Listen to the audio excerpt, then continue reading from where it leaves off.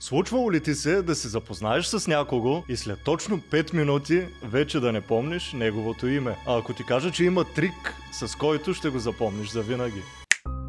Когато човекът отсреща ти каже името си, повтори го веднага в твоя отговор. Приятно ми е, Виктория. Това ангажира мозъка ти да обработи 2 пъти информацията. След това свържи името с образ или предмет. Например, Иван. Представи си го с един огромен ивански меч. Колкото по-странно го измислиш, толкова по-лесно ще го запомниш. По време на първите 2-3 минути след запознанството, опитай да вмъкнеш името в разговора по естествен начин. А ти какво мислиш, Виктория? Или Иване, разкажи ми повече за теб. По този начин със сигурност ще го бетонираш в паметта си. Повтори, след това свържи с предмет и накрая използвай в разговора. Това е. С тези 3 стъпки шансът да забравиш нечие име е почти нулев.